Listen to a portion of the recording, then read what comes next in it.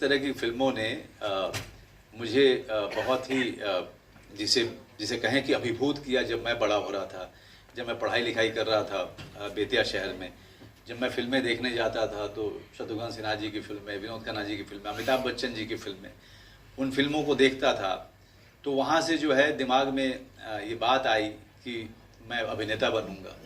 तो इससे अच्छी क्या बात है कि उसी तरीके की मेन स्ट्रीम फिल्म जो हमारे लोगों की बात करती है, हमारे लोगों के इमोशन की बात करती है, रिश्ते की बात करती है, उसके साथ 100 फिल्म पूरी हो रही।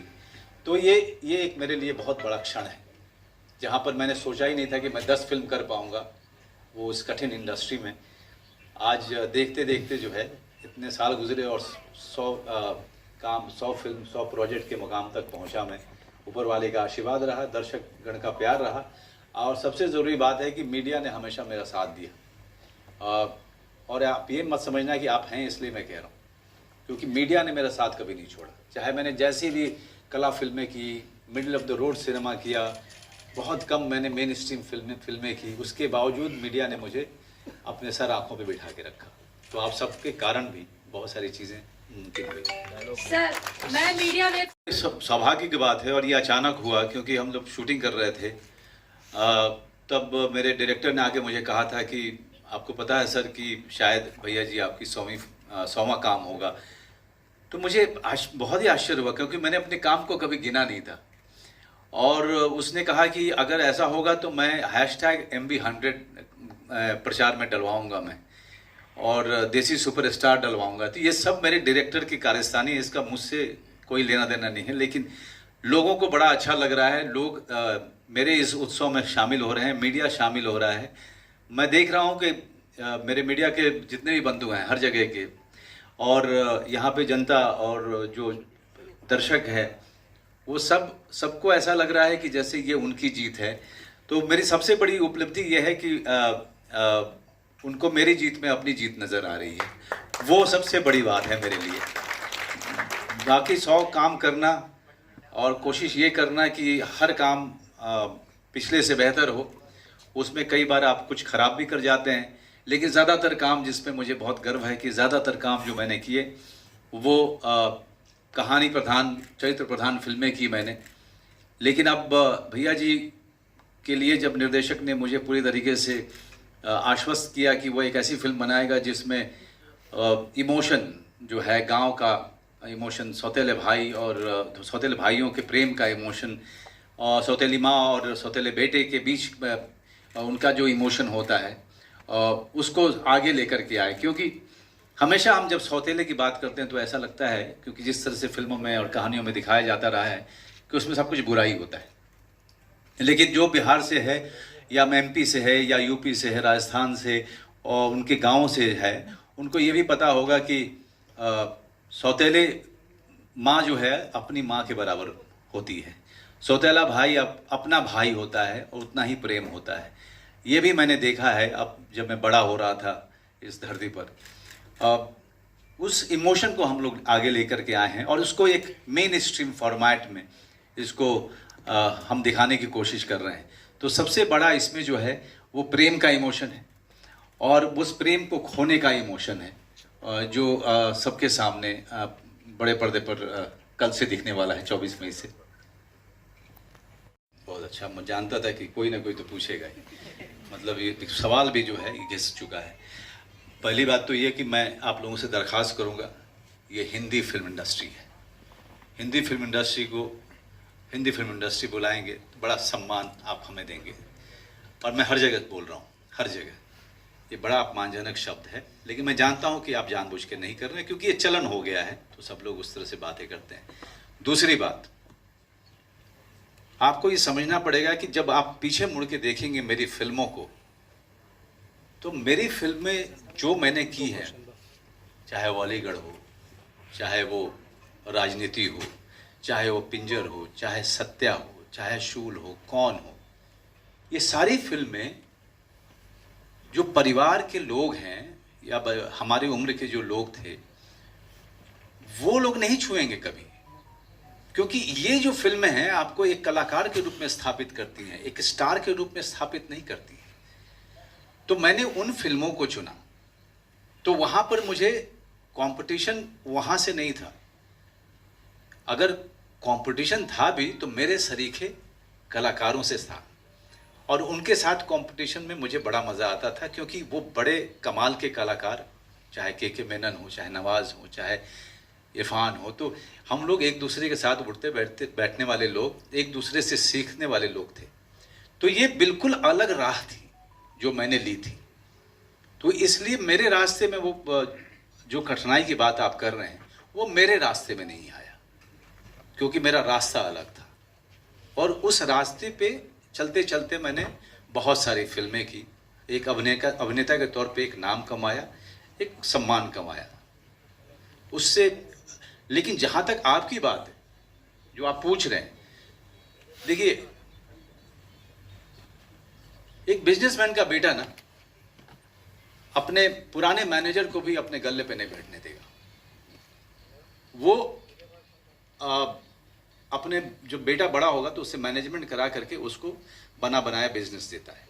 तो जब हम इंडस्ट्री कहते हैं, फिल्म इंडस्ट्री कहते हैं, तो जाहिर सी बात है कि अगर कोई प्रोडक्शन कंपनी है और उसका बच्चा अगर वो एक्टिंग में आना चाहता है तो वो उसको प्रेफर करता है, उसको वो ट्रेनिंग कराता है, इधर उधर जो है उसको बहुत सारे अनुभव करा करके वो उसको लॉन्च करता है। और मुझे इस बात से दिक्कत नहीं रही। दूसरी बात, मैं इस बात को जानता था कि अगर मैंने अपने आप पे तैयारी नहीं की तो मुंबई शहर में मेरा कोई है नहीं। तो जो पहला अवसर मुझे मिले वो एक बड़ा अवसर साबित हो, इसके लिए मुझे अपने ऊपर काम करना पड़ेगा, अपनी ट्रेनिंग करनी पड़ेगी। इसलिए मैं गांव से मुंबई नहीं गया, मैं गांव से दिल्ली गया, वहाँ ग्रेजुएशन करते समय ही थिएटर किया, कई साल थिएटर किया, अपने आप को एक अभिनेता के तौर पे स्थापित किया रंगमंच में। तब मैं मुंबई गया। तो जितने सारे काम आप देखेंगे, कभी भी हर बार कोशिश ये रही कि ये वो अवसर मुझे अब अगले मुकाम तक लेके जाए या बड़ा अवसर साबित हो। और यही बात मैं जो बाहर से आने वाले हैं उनको मैं कहना चाहता हूँ कि अब नेपोटिज्म की बात छोड़ दीजिए। जरूरी है कि आप अपने ऊपर इतना काम कीजिए कि जो भी अवसर आपको मिले, चाहे छोटे से छोटा हो, आप उसको बड़ा अवसर में तब्दील करें। वो काम जब सीख लेंगे, काबिल हो करके मुंबई जाएंगे तो आपको दिक्कत नहीं आएगी। मनुष्य, इस तरह की आपका कैरेक्टर भैया जी का है। हाँ हाँ। उसमें एक जगह डायलॉग है कि रॉबिन हुड वाली छवि आपकी बनाई गई है। तो क्या अब मनोज वाजपेयी पॉलिटिक्स में आएंगे? खैर कुछ हुआ बाकी 26 साल से यह लोग पूछा था मैं बोल चुका हूं कि मेरा सपना है ही नहीं। देखिए, एक उसका कारण है, उसका बहुत बड़ा कारण है। अभी मैंने अपने माता पिता की बात की आपने, मुझे ये मौका ही नहीं लगा कि मैं उनके साथ समय बिता पाऊँ। मैं छोटा था तो मैं हॉस्टल में था, उसके बाद दिल्ली चला गया, वो गांव में थे। जब वो दिल्ली आए मेरे भाई बहन के पास, तब मैं मुंबई चला गया, तो कभी रहा नहीं उनके साथ में। तो जिस आदमी ने अपने सपने के लिए अपने माता पिता के साथ का त्याग किया हो, वो सब कुछ बना बनाया छोड़ के किसी ऐसे रास्ते पे क्यों जाएगा जो जिसके बारे में वो जानता नहीं है। और अभी भगवान मुझे मौके दे रहा है और इतना सारा स्नेह आप लोगों से मिल रहा है, तो मैं इसको एंजॉय करूंगा। ये इस सब कुछ, इस गली को छोड़ के मैं उधर चला जाऊं जहां जिसके बारे में पता नहीं, तो मुझसे बड़ा मूर्ख कोई नहीं होगा। इसमें एक्शन भरपूर दिखा है। आप जिस उम्र के हैं उसमें रोमांस जो की बात पूछना वाजिब है।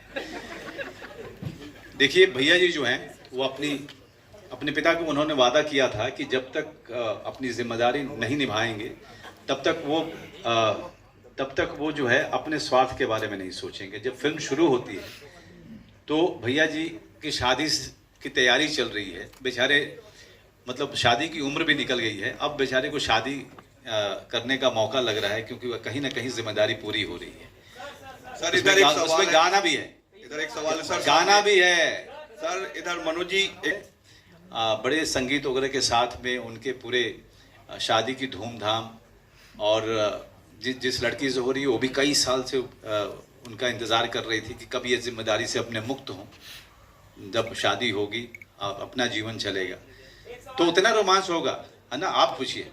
हाँ, अरे बिहार में झंडा काहे खातिर गाड़े? जब बिहार आदमी आवला यहाँ पे मजा मस्ती करे, अपना दोस्त यार संगे मिले, झंडा फहरावे खातिर ना आवे नहीं जा, झंडा आप लोग फहराएंगे मेरा। हाँ, मेरे अंदर में उतनी औकात ही नहीं है कि मैं अपने जमीन पे आके मैं अपना झंडा फहराऊं। वो झंडा आप लोग बुलंद कीजिए। बिहार में सूट कब होगा जी नहीं होती है सबको, क्योंकि अवसर उतने ही हैं और लोग ज़्यादा होते हैं, और जब आप नए होते हैं आप पे विश्वास करना किसी के लिए भी बहुत कठिन होता है। और जब आप एक किसान परिवार से आए हैं और थिएटर से आए हैं तो जाहिर सी बात है आपके माथे पे तो लिखा नहीं हुआ है कि आप कितने काबिल हैं, तो अपने आप को साबित करते करते कई साल लग जाते हैं। तो ये कठिन जो है वो आज से नहीं है। अमित जी, शत्रु जी, उनके पहले से भी बड़ी इंडस्ट्री बड़ी कठिन रही है, खास करके वो लोग जो बाहर से आते हैं। तो मेरे लिए भी वैसा ही था, लेकिन मेरा थोड़ा लंबा हो गया। मेरे लिए लड़ाई बड़ी लंबी चली मेरी, और कई बहुत ही कम बार मैं ऊपर गया, लेकिन ज़्यादा बार मैं नीचे रहा। लेकिन नीचे रहने के बावजूद भी मैं लगातार अच्छी फिल्मों से जुड़ने की कोशिश करता रहा। नए नए डायरेक्टर्स को खोजा, अपने लिए स्क्रिप्ट ढूंढी, अपने लिए वो प्रोजेक्ट ढूंढे जो मुझे मेरी एक्टर की क्रेडिबिलिटी को कहीं ना कहीं स्ट्रॉन्ग करते गए, उसको ताकतवर बनाते गए। सर, यहाँ टीवी ने बिहारी हुई और हम जब बड़े हो रहे थे तो सब कुछ प्योर खाया हुआ है, सब कुछ गांव में उस समय गाय भैंस बैल ये सब हमारे, जब हम बड़े हो रहे थे तो हमारे जीवन के हिस्सा हुआ करते थे। बकरी, हाथी। अब जब मैं गांव जाता हूं तो देखता हूं कि बहुत सारे लोगों ने गाय हटा दिया, बैल भी हटा दिए, क्योंकि उनको खिला पाना उन लोगों के लिए बड़ा मुश्किल होता है।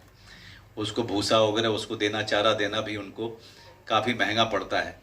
लेकिन जब मैं बड़ा हो रहा था तो बिहार के गांव जो थे वहाँ पर इस तरह का चलन था, और बिना मिलावट का खाना उसको खाया, और शायद ऊर्जा उसी के कारण अभी तक है। और आगे भी अब जो अनुशासन है मेरे जीवन के अंदर में, वो मेरा सबसे महत्वपूर्ण अंग है। वो उसके बिना मेरा जीवन चलता नहीं है।